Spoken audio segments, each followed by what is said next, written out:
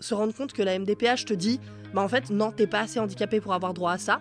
Mais en fait, c'est hyper violent. Et je me suis dit que ce serait une jolie revanche que de faire du cirque avec une béquille. Je me suis dit que ce qui serait encore plus chouette, c'est moi qui fais de l'aérien, de faire de l'aérien avec une béquille. Enfin, pour moi, le cirque, c'est vraiment, quand on regarde son histoire, mais c'est l'essence même de l'inclusion. Effectivement, là, aujourd'hui, moi, ma RQTH, elle me sert de déco, quoi. Enfin, je peux la mettre dans un cadre au mur, elle me sert pas plus qu'à ça. Enfin, moi, vraiment, le nombre de fois où je me suis dit que j'étais trop handicapé pour être valide, mais trop valide pour être handicapé, et d'avoir la sensation de n'avoir pas sa place, ni chez les uns ni chez les autres. Et ça, c'est hyper violent, je trouve.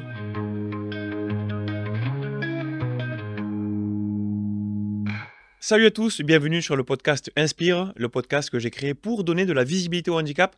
Alors qu'est-ce qu'on fait sur cette chaîne? On fait deux choses. La première, c'est que je fais des vidéos pour donner du conseil aux personnes qui sont en situation de handicap. Des conseils qui peuvent être sur l'emploi, le recrutement, comment postuler, etc. Mais aussi, on fait des interviews avec des personnes qui sont hyper inspirantes.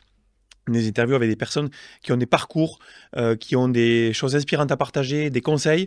Et aujourd'hui, je reçois Julia qui, depuis l'âge de 5 ans, fait du cirque à un très bon niveau jusqu'à 18 ans. Et puis patatras, elle a eu un petit souci de santé qui l'a mise en situation de handicap. Mais elle a décidé de continuer. Donc on va partager ce parcours aujourd'hui. Vous allez découvrir le monde du cirque, vous allez découvrir le monde du handicap dans le cirque et plein de conseils et plein de sujets. Alors pour donner de la visibilité, pensez à bien sûr liker, vous abonner comme je dis à chaque fois. Mettez des commentaires aussi. Posez des questions sur les sujets sur lesquels vous voulez qu'on travaille. Puisque je fais des petits formats capsules conseils. Donc dites-moi s'il y a un sujet en particulier que vous voulez traiter. Et puis évidemment, posez des questions. On répondra avec grand plaisir. Donc, après t'avoir présenté brièvement, Julia, bienvenue. Merci d'être venue dans ce podcast. Merci à toi pour l'invitation. Alors, est-ce qu'en quelques mots, tu peux te présenter? Oui, alors du coup, moi, c'est Julia, j'ai 26 ans et je suis donc artiste de cirque en situation de handicap. Je viens de terminer ma formation, je suis diplômée depuis juin et du coup, maintenant, c'est la grande aventure du monde professionnel qui commence. Ouais. Alors, toi, comme je le disais à l'intro, à la base, tu as toujours été passionné par le cirque. Ouais. Ok. Et tu fais des choses extra. J'ai vu tes vidéos un petit peu. Là, je mettrai quelques images tout à l'heure où je t'ai vu faire des acrobaties avec des cannes et tout. Enfin, ouais, tu fais du coup un art qui est extrêmement singulier, qui est différent. Et en fait, c'est à 18 ans que tu as eu un souci de santé, voilà, et qui t'a mise en situation de handicap. Mais tu as décidé de continuer. Est-ce que tu peux nous en dire plus là-dessus, justement? Effectivement, quand j'ai eu 18 ans, on m'a découvert un petit peu avant une malformation dans le sacrum, donc une malformation vasculaire qui n'aurait pas dû être là. Ils pensaient que c'était congénital, mais vu qu'en plus je suis une enfant adoptée, c'est quelque chose qu'ils pouvaient même pas vérifier s'il y avait une origine génétique ou pas. Donc on a fait des tests. D'abord ils ont cru que c'était un cancer. Du coup pendant 2 mois ça a été panique, on savait pas. Donc on a fait la biopsie, c'était pas un cancer heureusement. Et on m'a dit ok, il y a 2 options. Soit on fait des IRM régulièrement et on vérifie que ça touche pas les nerfs, parce que ce type de malformation, ça a tendance à s'expandre et du coup ça peut toucher les nerfs. Donc ça c'était l'option 1. Et l'option 2, on m'a dit ce qu'on peut faire, c'est que on a une opération chirurgicale, c'est une cimentoplastie. Donc c'est injecter du ciment chirurgical dans la lésion. Ça permettrait à la lésion d'être stabilisée. Et en plus, du coup, ça me donnait des douleurs au niveau du dos. Donc on m'avait dit que ça enlèverait les douleurs. Et c'est une opération qui était assez courante dans le cadre des cancers, parce qu'ils le font souvent dans les tumeurs pour justement les stabiliser et enlever les douleurs. Et on m'a dit c'est une opération assez courante. Pas de risque, quoi. Pas de risque. On m'avait parlé d'embolie pulmonaire, mais on m'avait dit 10 jours de convalescence. Le seul risque dont on m'avait parlé, c'est le risque d'embolie pulmonaire. Je m'en souviens très bien, parce que ça me faisait grave paniquer. Je me suis dit, putain, j'ai quand même une chance d'avoir une embolie pulmonaire. On m'avait dit qu'il y a du ciment qui pourrait se détacher, remonter dans les poumons, voilà. Enfin, ça me paraissait un truc énorme, donc c'est quelque chose qui me faisait vraiment peur. Donc je me souviens bien que c'était ça, le seul risque dont on m'avait parlé. Alors à la base, quand on te détecte ça, c'est par rapport à quel symptôme? De la douleur. J'avais mal au dos. Mal, puis en fait, vu que j'ai une scoliose dans le bas du dos. Puis vu que j'ai une scoliose, de toute façon, j'étais déjà suivie à l'hôpital. Et du coup, c'est à une de ces consultations de suivi où j'ai dit que j'avais mal au dos. Et du coup, ils ont fait un peu plus gaffe sur les radios. Et c'est là qu'ils ont vu un truc bizarre et que j'ai fait l'IRM qui a découvert la masse. Ok, donc là, la promesse du milieu hospitalier, c'est on te fait cette opération et après, derrière, c'est bon, tout va mieux. Ah oui, l'idée, c'était que justement, je leur ai dit, moi, mon projet, je venais de prendre la décision de faire les écoles de cirque professionnelles. J'avais déjà mis un peu de temps à me dire, ok, je suis légitime, machin. Donc, je m'étais un peu... j'avais pris mon courage à 2 mains et je m'étais dit, ok, je veux faire ça dans ma vie. Et là, on me dit, ok, ouais, effectivement, pour pouvoir poursuivre ce projet, ça peut être une option.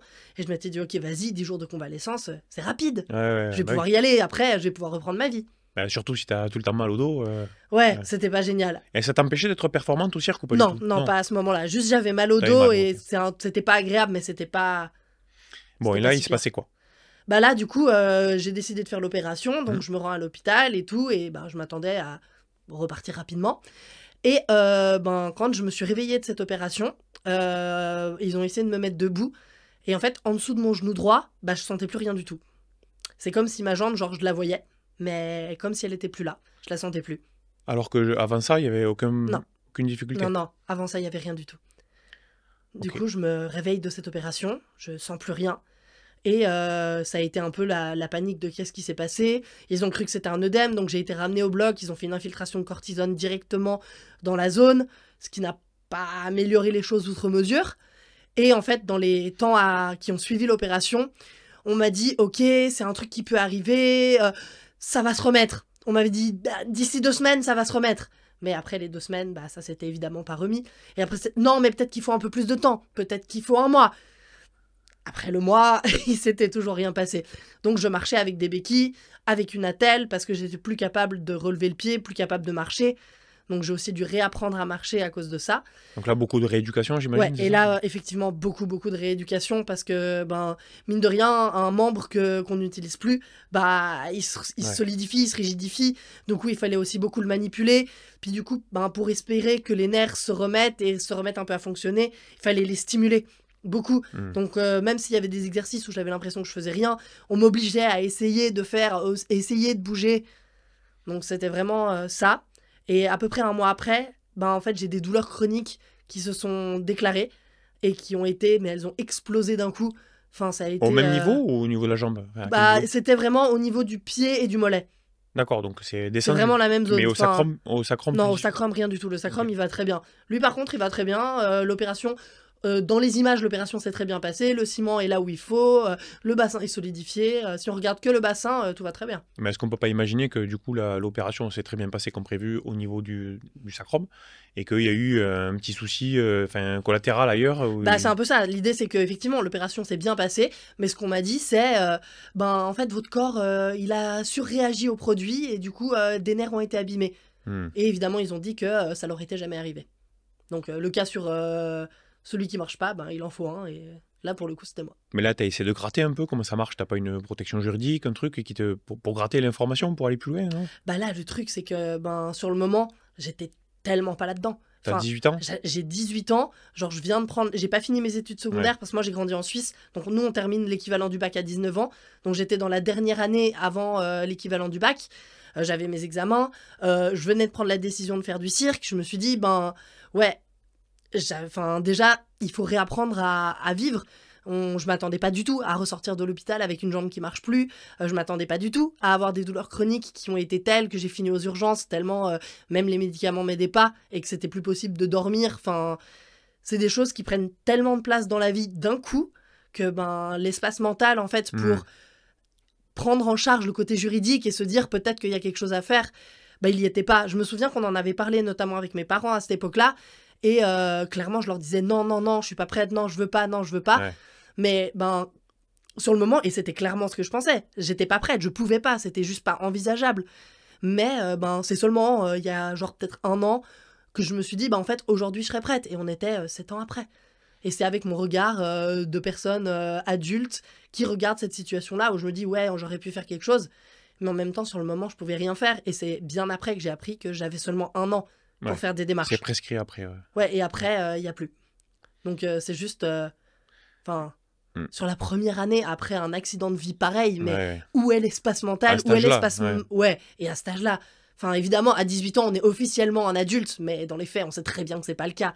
Enfin, moi, j'étais pas du tout prête à affronter ce truc-là à 18 ans, physiquement, émotionnellement, psychologiquement. Mais c'est beaucoup trop tôt. Enfin, un an, déjà, on essaye de se reconstruire comme on peut. Hmm. C'est déjà énorme, ça prend déjà toute la place.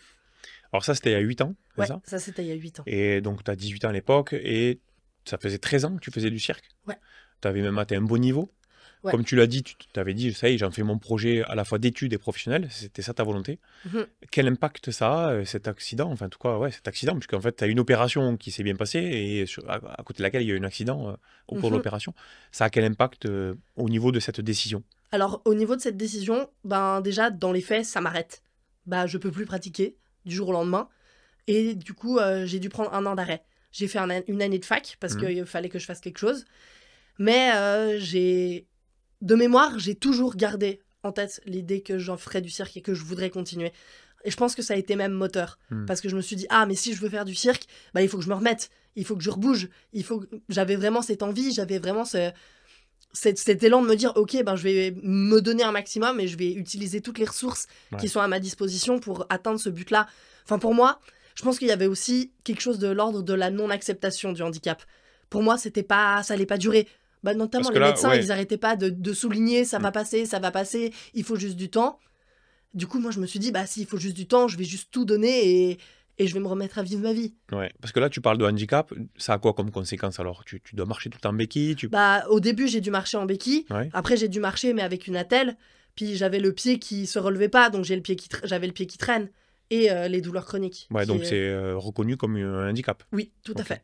Tu as une reconnaissance là-dessus? Ouais, j'ai une Ouais. reconnaissance là-dessus. Ok. Mais toi, alors, il y en a qui choisissent de faire des années sabbatiques. Toi, tu fais une année de fac Ouais, sabbatique. moi j'ai fait une Voilà. année de fac Donc, sabbatique. tu fais de la fac pour du sabbatique de cirque. Ouais, c'est Mais ça. au bout d'un an, tu te dis, non, mais de toute façon, mon corps, il me servait à faire du cirque. Et je veux persévérer Bah, là-dedans. j'étais à la fac et je m'y retrouvais sans vraiment m'y Ouais. retrouver. Puis c'est vraiment un jour en scrollant sur Facebook que j'ai trouvé l'annonce pour une petite formation pluridisciplinaire axée cirque, mais avec du théâtre, de la danse, du chant. Et ça me faisait rêver. Du coup, sur les bancs de la fac, au lieu de suivre un cours, j'ai écrit ma lettre de motivation. Et bah, je l'ai envoyée en me disant, bah, on sait jamais. Ouais, ouais. Et en fait, bah, j'ai été reçue aux sélections. Je suis allée passer les sélections et j'ai reçu le fameux coup de fil qui m'a dit, ben, si tu veux, bah, t'es la bienvenue pour la rentrée prochaine à Paris. C'est génial. Et est-ce que le handicap a été, cette singularité, ça a été un motif de décision pour eux ou rien à voir, ils s'en fichaient? Enfin, Alors pour le coup, là, je sais pas trop. Dans la deuxième école, je sais que ça a joué. ouais, Mais dans cette première école-là, je sais qu'ils le savaient parce que c'était impossible de le cacher. ouais, Mais visiblement, ça n'a pas été un frein en tout cas. d'accord. Et ça t'a permis de faire quoi? Cette formation, Ouais, elle m'a permis de me retrouver physiquement. Parce que du coup, mon corps avait beaucoup changé. J'avais pris du poids à cause des traitements et à cause de l'arrêt soudain. J'avais plus la même mobilité qu'avant. À force de pas m'être entraîné pendant 1 an, bah, j'avais aussi perdu des réflexes. Il y avait des chemins corporels que je ne retrouvais plus. Donc ça m'a vraiment permis de pouvoir me retrouver physiquement, de me réapproprier mon corps, de récupérer des muscles, de retrouver ma pratique. Et ben, parce que j'ai dû me réadapter aussi physiquement, ça m'a permis aussi de m'ouvrir plus à de l'enseignement artistique et à de comment est-ce que je pouvais travailler ça, comment est-ce que je pouvais prendre de la nourriture artistique pour venir continuer de m'enrichir en tant qu'artiste. et c'est là où tu as eu l'idée ou c'est bien plus tard? Non, c'est encore plus C'est tard. plus tard où tu Ouais, as eu ouais, l'idée de non, mais mêler les deux là? Ouais. non, parce que là, encore à cette époque-là, il y avait toujours ce truc. Le chemin de l'acceptation du handicap, il est long. Ouais. Parce qu'à ce moment-là, il y avait encore ce truc de ouais, mais peut-être qu'en compensant, je peux être comme tout le monde. Hmm. Il y avait encore ce truc de le mieux, c'est d'être dans la masse, le mieux, c'est d'être comme tout le monde, alors je vais essayer de masquer. Je vais essayer de faire comme les autres, et avec un peu de chance, on oubliera que je suis en situation de Ouais, handicap. ça c'est une rengaine, je le vois, parce que tu sais, j'ai interviewé aussi Mathieu Thomas, des Bah mecs ouais. comme ça. Pareil, il me dit pendant 13 ans, je l'ai caché, tatouage sur la jambe pour cacher le truc, et puis c'est au bout de 13 ans qu'il dit, bon voilà, je dois l'accepter, vivre avec, et en faire presque une force. Mhm. Donc c'est seulement après, d'ailleurs je vous remets le lien là, de la vidéo si vous voulez, parcours hyper inspirant, il a eu 41 médailles, Bah ouais. dont certaines internationales, Ouais, non, mais mais clair. après longue période, tu vois, de non-acceptation, de déni, quoi. Et après, finalement, bah, tu te dis, bon, je fais quelque chose. Mais c'est vrai qu'on retrouve très souvent cette durée qu'il y a entre le moment où il y a eu l'accident voilà, et le moment où on décide d'accepter. En Ouais. tout cas, pour ceux qui ont un accident. Ouais, clairement, là, il y a eu une grande période de déni. Enfin, pas forcément de déni de la réalité, Ouais. parce que les douleurs, ça ramène quand même vachement vite à la réalité, et la perte de mobilité, mais il y a toujours ce truc de peut-être qu'on peut faire comme si ça allait, Mm. en fait, ça se verra pas trop, et aussi parce que, mine de rien, dans le monde du cirque, j'avais pas de représentation. Donc je me disais, c'est pas possible. Mm. Du coup, ben, si ça n'existe pas, ben, il va falloir que je trouve autrement. Va falloir faire autrement. Et tout à l'heure, tu nous parlais de la formation que tu voulais suivre, justement. comment tu as fait là? Donc, tu as fait cette formation Ouais, dans le donc j'ai cirque, fait mais... cette formation-là de 2 ans qui s'est terminée sur l'année du Covid. Ouais, Et sur l'année du Covid, j'ai envoyé plein de postulations pour plein d'autres écoles. plein d'écoles, ouais. Et j'ai été retenue à 3 endroits. Enfin, j'ai été retenue dans une école préparatoire à Metz, au cours Florent en théâtre à Paris, et dans l'école où j'ai décidé d'aller, à Arc-en-Cirque, au Centre régional des arts du cirque de Chambéry. Hmm. Et donc j'avais ces 3 choix-là et j'ai décidé de partir à Chambéry. Alors, j'apprécie ta vision positive des choses, puisque tu parles que des 3 qui t'ont accepté. Sur combien de candidatures? Beaucoup trop. Non, mais Clairement. Non, beaucoup trop. 3 sur... Non, mais franchement, je sais plus, mais Ouais. je pense au moins 20, quoi. D'accord. Et, Bon, c'est quand même bien, c'est quand même bien, c'est quand même positif. Mais ouais. est-ce que tu penses que le niveau que tu avais t'aurait permis d'avoir beaucoup plus de possibilités avant? Alors, à ce moment-là, je saurais pas forcément dire, parce que là, on rentre quand même dans un truc où il y a beaucoup de monde qui se présente, Hmm. et la compétition est malgré tout vachement rude. Mais je sais qu'avant, au moment où je voulais rentrer dans l'école de cirque à Paris, j'avais aussi envoyé des candidatures pour d'autres écoles préparatoires du niveau, enfin, qui sont les premières écoles qu'on tente quand on commence un parcours professionnel dans le cirque. Et là, c'est un endroit où on n'envoie que des dossiers administratifs. En gros, on dit qu'est-ce qu'on a fait comme parcours amateur, qu'est-ce qu'on est capable de faire, d'où on vient, machin, et on doit mettre un certificat médical. D'accord. Et à ce moment-là, à part mon certificat médical, j'ai un dossier parfait. Ouais. Je suis la candidate parfaite pour les sélections. Je dis pas qu'il fallait me prendre après, on aime ou on n'aime pas, on considère que c'est bien ou pas, mais pour moi, à ce moment-là, tant qu'on ne m'avait pas vu, mon dossier était parfait. Il méritait d'aller au moins en sélection. Et il y a plein d'écoles qui ont refusé. Et là, pour le coup, je sais que le seul coupable, bah, c'est mon certificat médical. Ah, le dossier médical, ouais. Ouais, Ah, là, tu ça dois donner joue. ça, ouais. Ouais, on est obligé de fournir un certificat médical Qui d'aptitude. dit quoi? Qui dit Bah, quoi? qu'on est apte à faire du sport. Et là, il disait quoi, le certificat? Bah, le certificat médical, il disait qu'il y avait une atteinte nerveuse et qu'il y avait une faiblesse du membre inférieur Ah oui, droit. d'accord. Et tu peux nous expliquer un peu comment ça marche, le cirque, justement? C'est quoi le monde du cirque aujourd'hui? Parce que j'imagine que tu fais donc, la formation, Mhm. l'école. C'est quoi le débouché? Comment ça marche? Parce que moi, tu sais, j'ai le regard comme beaucoup qui nous regardent, sûrement, j'imagine, de le cirque. Bah, un jour, tu reçois un prospectus sur le pare-brise de ta voiture où t'entends le gars qui passe avec son haut-parleur et qui dit à la place de la République, il y a le cirque machin. Et voilà, et tu vas là-bas, tu payes ton ticket, mais en fait, on ne sait pas tout ce qui se cache derrière. C'est quoi le parcours? Qui sont ces gens? Est-ce que c'est des intervenants? Est-ce qu'il y a des compagnies qui embauchent? Enfin, tu peux nous expliquer un peu tout ça là? Ouais. Bah, il y a... Je pense que ce qui peut être intéressant, c'est effectivement de voir... Je vais juste terminer sur comment on se forme, parce qu'effectivement, du coup, j'ai intégré cette deuxième école, parce que maintenant, depuis les années, je sais pas, depuis le 20e, enfin, milieu du 20e siècle, il y a des écoles de cirque qui se sont ouvertes et ça s'est beaucoup démocratisé. Donc, il n'y a plus que les enfants de la balle et les enfants de famille de cirque, et on sort un peu de ce truc-là. Et du coup, maintenant, vraiment, ça s'est beaucoup démocratisé et plein de gens de partout se mettent à se professionnaliser. Donc, il y a des cursus qui ont émergé et de ces cursus qui peuvent ensuite être entre 3, 5, 6 ans, suivant les écoles et suivant quel parcours tu fais, bah, tu obtiens un diplôme d'artiste de cirque et là, tu rentres sur le milieu professionnel. D'accord. Et plus au niveau historique, à peu près au 18e, le cirque, en fait, ça vient de l'alliance un peu du monde équestre et du monde militaire. C'est vraiment ça, les origines du cirque. Et ça se faisait vraiment... Il y avait beaucoup de cheval et de tout ce qui a trait au monde équestre. Et ensuite, ça s'est un peu transformé au 19e avec le cirque de ménagerie, qui sont effectivement les cirques traditionnels. Avec les clowns. Donc avec les clowns, ouais. avec les éléphants, avec les tigres, les dresseurs, les dompteurs. Ouais. Un peu ces images qu'on a dans les films, qu'on a un peu dans l'imaginaire collectif. Et ensuite, là, dans les années, je dirais 1970, t'as le nouveau cirque qui va émerger. Et là, en fait, c'est un cirque qui va être plus à la frontière du théâtre, de la danse, de la performance. C'est un cirque qui va raconter un peu plus. Enfin, il y a le cirque Plume qui est très connu pour ça, qui est un des premiers qui a fonctionné comme ça. Et dans les années 90, ça s'est encore affiné. Et là, on parle plus de nouveau cirque, mais vraiment de cirque contemporain ou de cirque de création. Enfin, c'est vraiment un peu là ce qui se fait actuellement.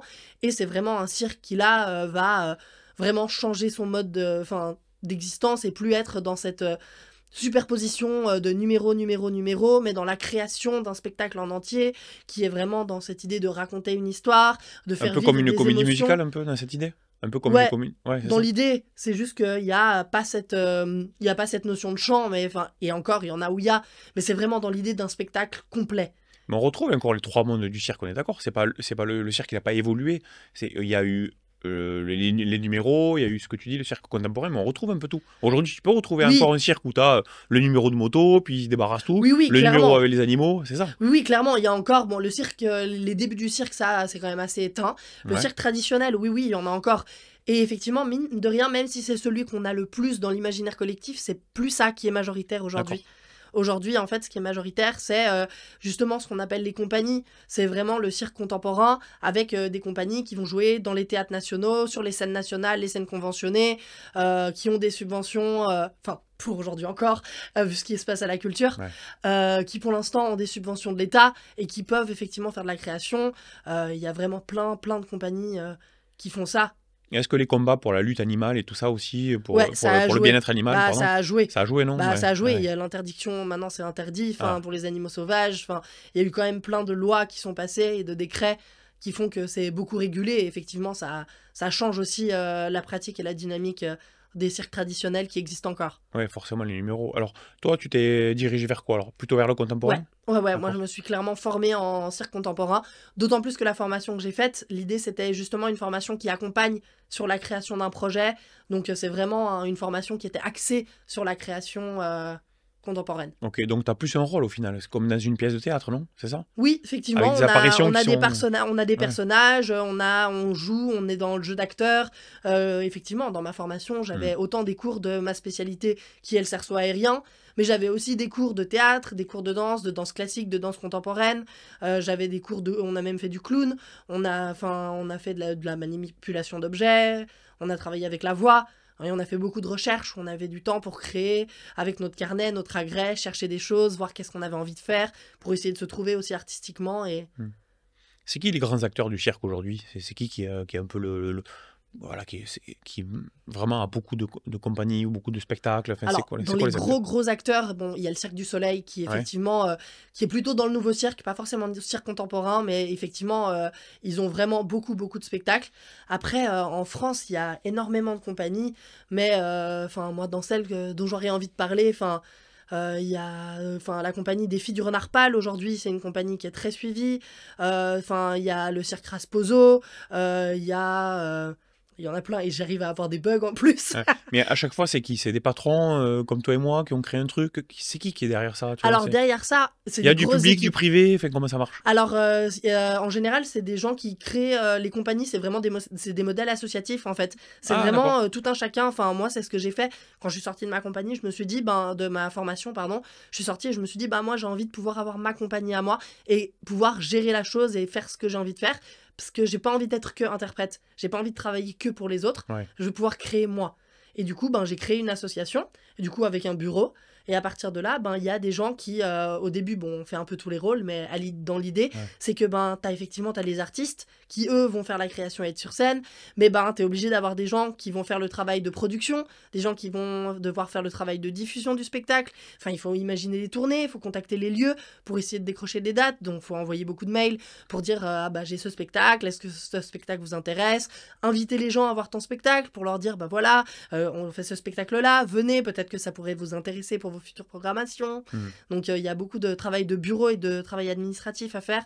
Puis après, tu as toute l'équipe technique, parce que quand on joue, on n'est jamais seul. Il y a toujours quelqu'un pour la musique, potentiellement la lumière. Donc il y a quand même une équipe Hmm. avec pas mal de compétences à rassembler autour de soi. Est-ce que les cirques ils sont accessibles aujourd'hui au public bien comme il faut ou est-ce qu'il y a un gros sujet là-dessus? Toi qui connais un peu maintenant le monde du handicap, entre guillemets, mais en tout cas, tu as une sensibilité. Est-ce que c'est accessible? Est-ce qu'on peut y aller facilement? Si on a un fauteuil roulant, si on a. Bah, ça va dépendre. Parce qu'il y a des cirques. Il y a des cirques qui tournent avec chapiteaux et qui effectivement ont des places PMR, mais bon, malheureusement, elles sont quand même réduites. Ouais. Donc il y a quand même quelque chose qui fait que ça l'est, mais pas forcément. Après, les Est-ce qu'il y a des cirques, traducteurs de langue des signes pour les personnes qui sont malentendantes, tout eh ben, ça ou ça pas? dépend. Moi, dans mon Ah, spectacle, je suis en train de le mettre en place. C'est d'accord. la dernière chose que je suis en train de faire, c'est de mettre justement une traductrice en langue des signes pour mon dernier spectacle. Mais c'est pas quelque chose de commun. Et les cirques jouent beaucoup dans les ERP, donc dans les établissements recevant du public. Hmm. Et Oui, du coup, donc ben là, ça dépend ouais. de la législation. Donc en fait, Ils dans le cirque, il y a aussi ça beaucoup qui joue. ouais, ils C'est s'en remettent à que l'accessibilité c'est du lieu, ça. ouais. Oui, mais tu as l'accessibilité pour la Oui, oui, mobilité, pour la mais après tu mobilité. as l'accessibilité pour une personne Effectivement. Bah, pour malentendante. les personnes malentendantes, personnellement, il paraît que ça se fait parce que les gens que j'ai sollicités pour ça m'ont dit que des compagnies le faisaient, mais moi, je l'ai encore jamais vu. Hmm. Un spectacle qui est signé, je l'ai encore jamais vu et j'ai décidé de le faire. Et effectivement, ben, on pourrait imaginer des spectacles qui ont des surtitres aussi, on pourrait imaginer des spectacles... Enfin, moi, j'aimerais bien à l'avenir collaborer aussi un peu avec une association de là où je suis, qui pourrait me prêter potentiellement des gilets vibrants aussi, pour pouvoir permettre aux personnes malentendantes aussi de ressentir les vibrations de la musique ou des mots, enfin, pour essayer de rendre ça un maximum accessible. Ça m'intéresse d'ailleurs si vous pouvez dire dans les commentaires si certains d'entre vous ont eu des problèmes justement d'accessibilité dans des lieux comme le cirque ou des ERP. Ça serait bien de faire un petit état, donc mettez-le en commentaire. Et puis j'en profite aussi d'ailleurs pour demander, il y en a qui m'ont dit sur la chaîne YouTube, est-ce qu'il y a des moyens d'accessibilité pour les personnes malentendantes? Et j'ai dit, bah oui, moi je me suis préoccupé de ça, j'ai pas mis les sous-titres en fait moi, parce que ça y est déjà en fonctionnalité native de YouTube. Et on m'a dit, mais non, mais ça fait pas le même taf, en fait on peut pas lire, des fois c'est pas clair, c'est pas... Il voudrait presque que je mette quelqu'un qui qui fasse la langue des signes. Du coup, bah, je cherche quelqu'un qui serait OK pour faire ça, tu vois, qui serait un traducteur de nos podcasts et qui pourrait, ou de mes vidéos conseils, et qui pourrait les intégrer. Donc, si vous avez des gens à me recommander là-dessus, eh ben, je suis preneur. Voilà, on en parlera en privé après. Voilà, petit message parce que je fais écho à quelqu'un qui m'a fait ce commentaire-là, où moi je pensais qu'avec les sous-titres ça suffisait, mais visiblement, ben, c'est pas suffisant. Raison pour laquelle, d'ailleurs, très souvent dans les cérémonies inclusion, diversité, tu as toujours quelqu'un qui traduit en langue des signes. Voilà. Donc, ok, là toi, tu t'orientes vers le cirque plutôt contemporain, si j'ai bien compris, pièce de théâtre, rôle, et tu avais des images que tu m'avais montrées, où tu joues... Est-ce que c'est toi qui as eu l'idée d'intégrer des articles comme la canne, tout ça, ou est-ce que là c'était... Ouais, ça c'était mon idée. Enfin, du coup, le spectacle sur lequel j'ai travaillé pendant ma formation, il s'appelle Le Périple du Scarabée, et c'est un spectacle dans lequel je témoigne de mon histoire, mais aussi de l'histoire du handicap et des personnes en situation de handicap. Et du coup, en faisant du cirque, parce que je me suis dit que c'était une belle manière de montrer que les personnes en situation de handicap ne sont pas que leur handicap, mais sont tellement plus de choses. Et pour parler du handicap, je me suis dit que au niveau symbolique, ce qui serait beau, c'est d'intégrer une béquille, parce que les béquilles, elles ont beaucoup fait partie de ma vie. Parce qu'au-delà de quand j'ai dû réapprendre à remarcher après l'opération qui m'a rendue en situation de handicap, enfin, j'ai aussi eu un accident, j'ai été opérée, ça a mal été fait, donc il a fallu que je recommence. J'ai encore été opérée de la cheville à cause de mon handicap, donc les béquilles, elles ont pas mal ponctué ces dernières années de ma vie. Et je me suis dit que ce serait une jolie revanche que de faire du cirque avec une béquille. Et ben, je me suis dit que ce qui serait encore plus chouette, c'est moi qui fais de l'aérien, ben, de faire de l'aérien avec une béquille. Donc, je te confirme, hein, ça impacte tout de suite. Mais c'est vrai que c'est un élément singulier qui fait qu'on voit ça. Mais d'ailleurs, pour que vous voyez bien, je vous mets quelques images là pour que vous voyez Julia en train de faire du cirque avec sa béquille, entre autres.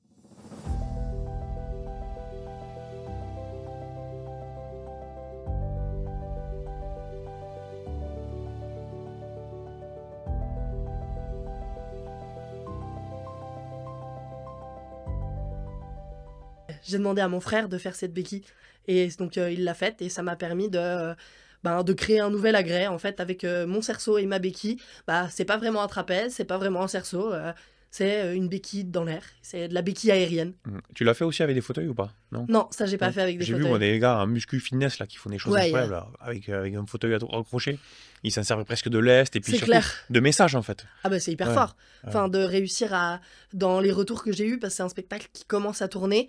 Donc c'est vraiment, hein, c'est des retours que j'ai eus, le fait d'avoir une béquille sur laquelle je monte. Enfin, la symbolique, elle est super forte et je sais que les gens, ils sont sensibles, quoi, de se dire, ben, c'est vraiment une manière de retourner les choses et de se dire, ben, en fait, de cette béquille, ben, je vais en faire quelque chose qui me plaît. Alors toi, ton message, j'ai vu, il va au-delà de ça. C'est-à-dire qu'en gros, là, on parle du handicap, mais toi, ce que tu défends, c'est un cirque aussi pour tous. Les différents corps, etc. Pas forcément reconnus handicapés. Donc, toi, ce que tu veux, c'est mettre en valeur aussi les corps gros, les corps différents, les malformations, c'est ça? Ouais. Tu défends cette idée? Ouais, parce que franchement, pour moi, le cirque, il y a quelque chose aujourd'hui qui me dérange, c'est que tous les corps sont identiques. Parce que on est dans une époque où, vu que ça s'est beaucoup démocratisé, il y a aussi beaucoup de gens qui viennent de la gym, et on arrive sur un mode hyper performance où le but étant d'être le meilleur ou la meilleure techniquement, et que c'est le corps hyper athlétique, qui correspond à tous les carcans et à toutes les normes qui est le plus plébiscité. Mais moi, je pense vraiment que le cirque, il est accessible à toute personne qui veut en faire, parce que le cirque, pour moi, c'est pas la performance physique. Ça en fait partie, et c'est une des choses qui définit le cirque. Mais en fait, quand on fait du cirque, c'est qu'on veut créer, qu'on veut faire passer un message, qu'on veut faire rêver, qu'on veut interpréter, qu'on veut monter sur scène. Et pour toutes ces choses-là, il n'y a pas besoin d'avoir un corps hyper fit.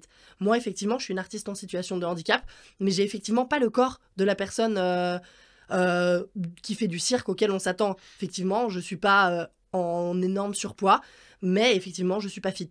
J'ai un corps qui a des formes, j'ai un corps qui a des rondeurs. Et en fait, ça m'empêche pas de faire du cirque à mon niveau et qui est un niveau qui n'est pas accessible à certaines personnes valides qui sont potentiellement plus dans la norme que moi. Mais est-ce que les patrons de cirque, ils sont OK pour ça Eh ben, pas tous, on n'en est pas encore là. Et dans ce genre de cas, moi je sais que j'aime bien rappeler que dans l'histoire du cirque, une chose que j'ai pas nommée, c'est une période où qu'on connaît assez bien parce que ça a été amené dans quelques films, c'est toute cette période où il y avait les freak shows. C'est un peu, bon, certes, c'était l'exhibition malsaine, mais c'était effectivement cette époque où il y avait des gens tout petits, des gens très grands, des gens très gros, les femmes à barbe, enfin, effectivement, c'était malsain pour ces personnes et on sait qu'aujourd'hui ça ne se ferait plus, mais malgré tout, c'était une période où ce genre d'espace était un espace où ces personnes-là trouvaient leur place. Ouais, mais en fait, c'est un peu comme le rigoler avec ou rigoler de quelqu'un. C'est que là, on rigolait d'eux. C'est ça. Tu vois, c'est pas on rigolait avec, et genre Non, on faisait partie du truc. On rigolait d'eux, on les affichait comme étant le plus petit, le plus grand, et c'était des bêtes de cirque. C'est finalement. ça. Et le mot bête est vachement important là-dedans. Mais pourtant, ils trouvaient leur place dans le milieu du cirque. Et en fait, dans l'essence du cirque, il y a cette inclusion. En fait, chaque personne... Enfin, pour moi, le cirque, c'est vraiment, quand on regarde son histoire, mais c'est l'essence même de l'inclusion. Et c'est pour ça que je trouve drôle qu'aujourd'hui, on en arrive à quelque chose qui puisse être aussi excluant, alors que dans l'essence du cirque, il y a cet accueil, il y a cette ouverture et pourquoi à différents corps. Pourquoi Mais je pense que ça s'explique parce que on arrive à... Le cirque a vraiment pris un virage de performance technique. Et qu'effectivement, pour une certaine performance technique, arriver à un certain niveau, effectivement, si t'es plus léger, ce sera plus facile. Ouais. Mais aujourd'hui, on ne pourrait plus mettre le géant avec un nain à côté en train de faire un truc, c'est pas possible? Je pense que ça dépendrait des espaces, mais effectivement, c'est plus ce qui se fait le plus, effectivement. Ah ouais. Ouais, non, franchement, pour moi, il y a vraiment à revenir un peu au fait que, vraiment, pour faire qu'est-ce que c'est le cirque? Qu'est-ce qu'on en attend? Et se redemander, ok, pourquoi on fait du cirque? Moi, vraiment, si je fais du cirque, c'est pour faire rêver les gens. C'est pour leur apporter un message. C'est pour les faire réfléchir. C'est pour leur offrir quelque chose. Et ça, peu importe mon corps, peu importe ses capacités, je peux le faire. Est-ce que quand on voit que tu vois, le film d'Artus, là, un petit truc en plus, ça a fait 11 millions d'entrées, est-ce que finalement, il n'y a pas une place pour justement un cirque un peu différent, un cirque inclusif, tout en étant dans l'idée de rigoler avec, comme je disais, et pas de rigoler de la personne, mais où on pourrait justement avoir une plus grande diversité, à la fois sur les neuroatypicités, les déficiences intellectuelles, enfin, tu vois, mettre en scène un truc. Ah, moi, je pense vraiment qu'on arrive à un moment donné où ça pourrait. Je sais qu'il y a quelques autres artistes à part moi qui sont en situation de handicap, j'en connais quelques-uns, et je pense vraiment que petit à petit, on est sur la bonne période pour que ce soit fait. Donc je pense que vraiment, à force de montrer, en fait, c'est comme pour tout, ça fonctionne avec la représentation. Je pense que plus on va montrer, plus on va oser montrer des corps différents, des personnes différentes, effectivement, comme tu dis, que ce soit par la neuroatypie, que ce soit de la déficience intellectuelle, que ce soit des personnes grosses, que ce soit des personnes racisées, peu importe les différences, en fait, à force de mettre des représentations, ça va rentrer dans les mœurs et ça va permettre que ça soit de plus en plus normalisé, même si ce mot est... Sur ça, tu as deux écoles quand même. Tu as celui qui veut absolument représenter la diversité, mais qui est un chef d'entreprise, donc il a besoin quand même de faire en sorte qu'il y ait de l'audience. Donc tu peux pas tout seul, tu vois, quand tu portes ton projet, si tu sais que personne va venir à ton cirque parce que il apprécie pas, c'est vraiment difficile. Là, comme tu dis, moi il me semble qu'on est dans le bon moment, le bon timing, parce que lorsque ça a été fait au cinéma, ça marche. Donc ça veut dire que le consommateur est prêt à aller voir ça. Ah oui, non, mais donc s'il est prêt à aller voir ça, on peut lui offrir. On est vraiment dans une période où ça me paraît possible. Moi, je sais que le spectacle que j'essaye de vendre actuellement, c'est pas le plus facile à vendre parce que la thématique est effectivement pas celle qu'on a d'habitude. Mais effectivement, je me rends compte qu'on est dans la bonne mouvance de société pour que ça puisse se faire sa place. Oui, il me semble, même les Jeux paralympiques, la cérémonie, on voit bien quand même que l'inclusion n'a pas été un motif d'exclusion ou de rejet, tu vois, du public, au contraire. Non, clairement. Ça a été félicité, ça a été apprécié. Donc il y a un alignement entre la demande du consommateur, celui qui va payer son ticket, et ce qu'on peut proposer comme spectacle. C'est là où il faut se saisir de l'opportunité. Moi, c'est ça, il faut la saisir maintenant, parce que j'ai un peu l'impression que si on laisse reculer, ça va se roublier. Là, il y a une espèce d'enchaînement qui était pas mal avec la cérémonie des Jeux paralympiques, les Jeux paralympiques et certaines choses, mais j'ai l'impression que c'est quand même encore un équilibre assez précaire et que du coup, c'est vraiment un truc dont il faut se saisir maintenant. Ouais. Et est-ce que ce milieu, il est quand même prêt aussi? Parce que Tu vois, tu parlais des RQTH tout à l'heure, de Mhm. reconnaissance. Est-ce que ce milieu, il est prêt à accueillir aussi, au sein même de son organisation, la reconnaissance des travailleurs handicapés, les avantages, entre guillemets, qu'ils doivent avoir, ou en tout cas les adaptations au poste? Ou est-ce que, même de l'intérieur, pour l'instant, il y a encore du rejet là-dessus? Eh ben là, il y a bien du travail. Ah ouais. Alors là, on n'y est pas encore. Non, effectivement, là, aujourd'hui, moi, ma RQTH, elle me sert de déco, quoi. Enfin, je peux la mettre dans Ah un ouais. cadre au mur, elle me sert pas plus qu'à ça. Vraiment, aujourd'hui, la RQTH qui donc devrait me permettre d'avoir des adaptations de poste, qui devrait me permettre de pouvoir bénéficier de compensations liées à mon handicap, en fait, elle me sert à rien. Je dois faire le même nombre d'heures que les autres et j'ai aucun autre avantage, il n'y a aucune adaptation ou quoi. La seule chose que je sais et qui est en train d'être réfléchie et d'être dans les tuyaux, c'est qu'effectivement, il y a eu une demande pour que les personnes bénéficiant d'une RQTH doivent faire moins d'heures pour renouveler leur statut d'intermittent du spectacle. Parce Ouais. qu'aujourd'hui, pour le statut d'intermittent du spectacle, il faut avoir accumulé un total de 507 heures en tant qu'artiste. Et en fait, 507 heures, ça paraît sur une année, ça paraît pas grand-chose, mais en fait, pour les trouver, ces 507 heures, c'est aussi énormément d'heures de travail et de démarchage. Donc, c'est 507 heures qui sont 507 heures de spectacle. Donc, à côté, tu as aussi toute l'admin, tout le démarchage, tout l'avant, tout l'après. Les 507 heures, c'est simplement les 507 heures de représentation. Et effectivement, Mais ça, la RQTH, elle pourrait avoir un réel impact à cet endroit-là, ouais. que de réduire ce nombre d'heures par rapport aux personnes en situation de handicap. Ouais, mais parce que souvent, en fait, l'adaptation au poste, on l'entend comme étant une adaptation managériale ou une adaptation de poste, au sens il faut un siège ergonomique, etc. Ouais. Mais il y a des handicaps, et je crois que c'est le cas du tien, où tu as énormément de soins, en fait. Et le soin, c'est comme un aidant. Le soin que toi, tu dois te procurer, c'est un soin qui vient encore rajouter des heures dans ta vie, qui n'est pas des heures où tu t'amuses, où tu as du loisir. C'est des heures, en fait, qui te servent simplement à te maintenir dans un état de santé correct. Et ça fait que tu cumules les heures de soins, les heures de travail, etc. Ça peut se justifier d'avoir un accès un peu moindre au nombre d'heures. Parce Ah que moi, ouais. je me rappelle quand j'étais au lycée, à l'IUT, il y avait un étudiant qui était en situation de handicap. Bah, il avait plus de temps que les autres. Mhm. Tu vois, c'est pas l'adaptation, c'était pas simplement de lui mettre un fauteuil, ou c'est juste on considère qu'il y a une problématique autre et on vient s'adapter par du management, par de la planification, de la flexibilité horaire. Oui, Et effectivement. donc là, ça passe ou pas ça? Bah non, ça, C'est enfin, pas considéré dans le milieu du non. travail. Dans le milieu du travail, il y a vraiment aucune considération. Enfin, c'est vraiment aujourd'hui, je travaille de la même manière qu'une personne valide. Enfin, j'ai vraiment aucun avantage. Et effectivement, j'avais essayé sur mes réseaux sociaux de partager un peu cette idée-là que, en fait, l'adaptation de poste, c'est pas forcément qu'une adaptation matérielle, Ouais. mais aussi une adaptation horaire, parce qu'effectivement, je me suis amusée à calculer en fonction des rendez-vous que j'ai eus sur l'année civile 2024, et de compter ça en nombre d'heures, et de mettre ça en nombre de journées de travail, et du coup, de pouvoir en déduire un pourcentage de travail. Hmm. Et en fait, j'ai fait, je crois que c'était 449 heures de rendez-vous médicaux dans l'année 2024. Et sachant que je dois faire 507 heures pour mon intermittence, c'est pratiquement la même chose. Et Plus les heures de prépa et tout plus ça. les heures de Ouais, ouais. prépa et tout ça. Et en fait, quand j'ai Grosso fait... modo, tu as 25% du temps c'est de ça. travail, de ton temps qui est lié à ça. Exactement. Ouais. Je fais un 125%. Et du coup, Ouais. j'ai un quart de plus de travail qui sont des heures liées à mes problématiques de santé. Et ça, tu penses qu'on pourrait le résoudre de quelle façon? Pour moi, vraiment, la meilleure des façons, ce serait de baisser le nombre d'heures de l'intermittence.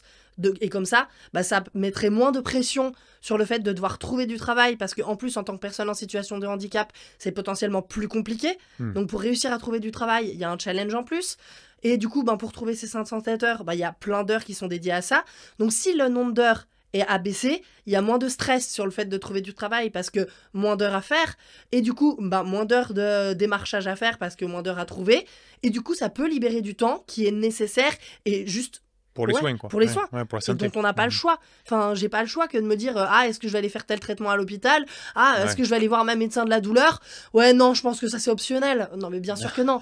Enfin, j'ai pas le choix. Enfin, Si toi, justement, demain, tu étais face au ministre du handicap ou ministre, peu importe quel qu'il soit, ou tu étais même toi au gouvernement, soyons fous, c'est quoi c'est quoi le projet de loi que tu voudrais soutenir en priorité, tu vois, d'accessibilité ou de visibilité, je sais pas. Est-ce que tu as une idée? il y en a tellement. Ouais. Il y a tellement de choses à faire, mais effectivement,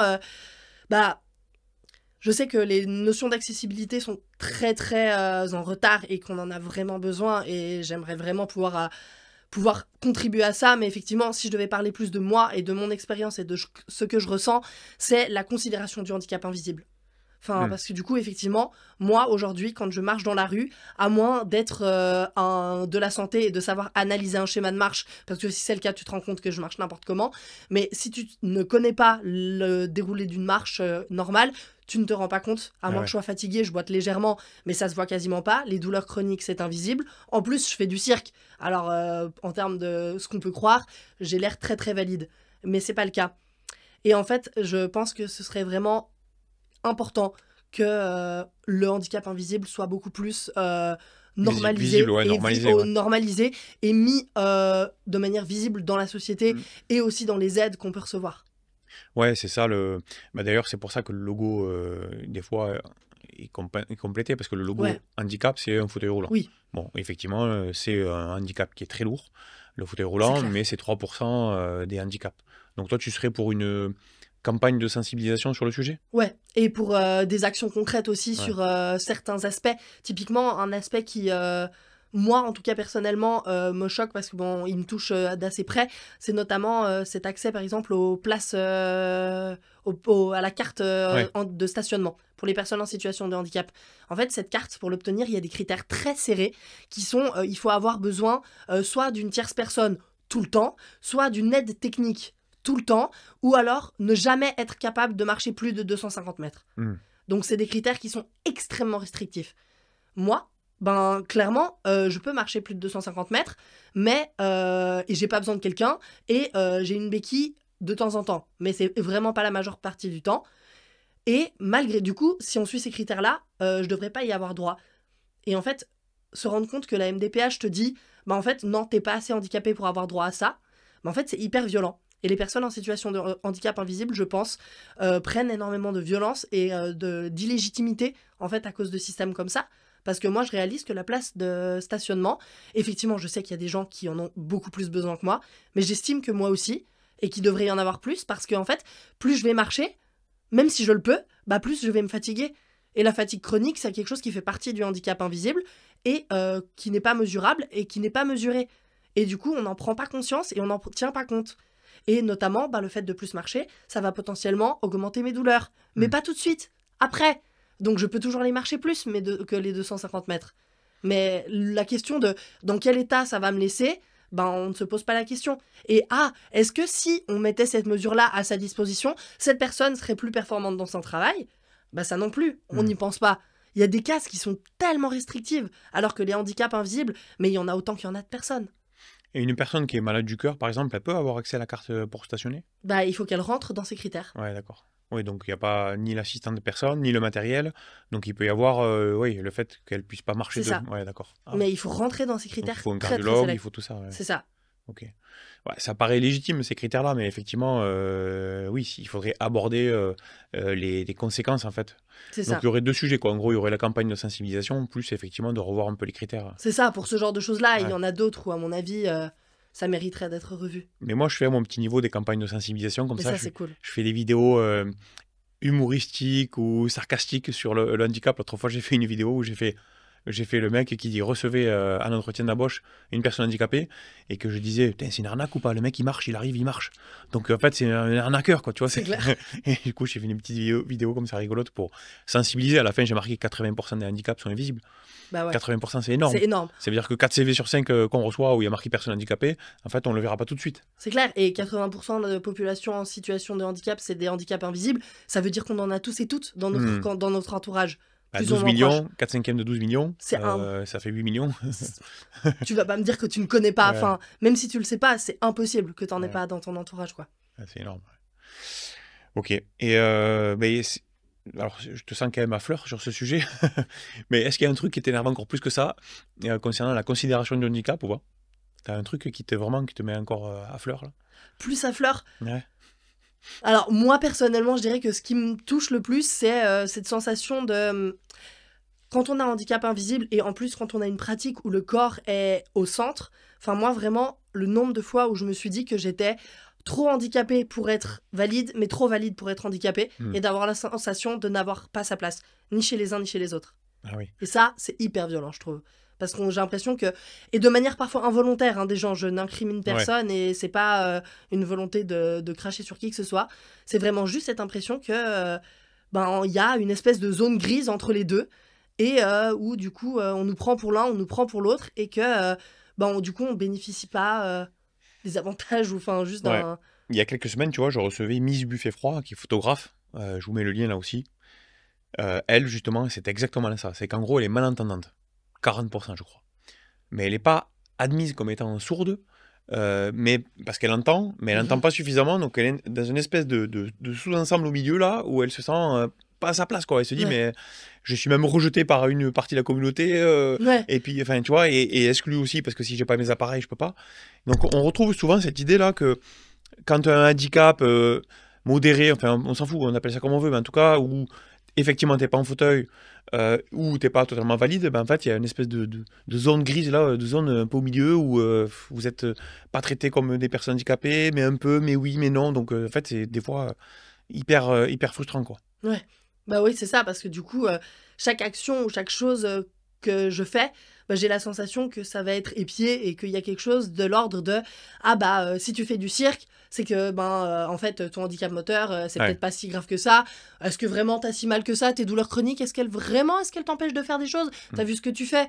Et du coup je suis un peu là, oui mais quand même, enfin j'ai mal et je galère à ma mobilité, et de l'autre côté c'est la même chose. Il y a ce regard, ah ouais, mais t'es pas si malade, quoi. Si tu fais Mm. ça, t'es comme nous. Ah ouais, c'est clair.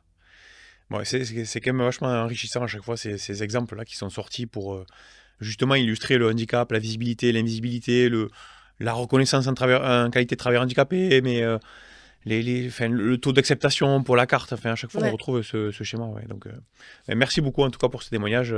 J'espère que tu as pu exprimer un peu tout ce que tu voulais. Mm. Pensez à liker surtout, hein, bien sûr, et à vous abonner pour suivre d'autres parcours inspirants. Où est-ce qu'on peut te retrouver, Julia, pour voir un peu ce que tu fais, ce que tu nous partages? Alors, du coup, on peut me retrouver sur les réseaux sociaux, que ce soit sur Instagram, Julia De Felice, ou alors sur l'Instagram de ma compagnie, la compagnie Éclat de Soi. La compagnie Éclat de Soi. Tu m'enverras le lien, je le Ouais. mettrai en description en bas. Et j'apparais également sous les mêmes noms sur Facebook. On me retrouve aussi sur LinkedIn et sur YouTube. Partout, quoi. Ouais. Comme Après, moi, partout. Mais surtout, effectivement, sur Instagram, c'est quand même là Ouais. que ça passe beaucoup. Ok, ouais, on a des belles images de toi que j'aurais mis dans la vidéo. Super, eh bien, écoute, merci encore une fois. Merci à vous d'avoir suivi ce nouvel épisode de podcast. J'espère que vous avez appris des choses et que ça vous a plu. Comme je l'ai dit, pensez à booster l'algo et commentez surtout pour nous dire ce que vous voulez qu'on traite comme sujet. Dites-moi si vous avez des personnalités que vous voulez que j'invite, des gens que vous suivez, qui vous paraissent hyper inspirantes. Et puis aussi, posez-moi des questions sur les formats vidéo où je réponds, où je donne des conseils. Dites-moi aussi, je suis ça avec attention pour vous y répondre. Merci encore, à très bientôt. Au revoir à tous.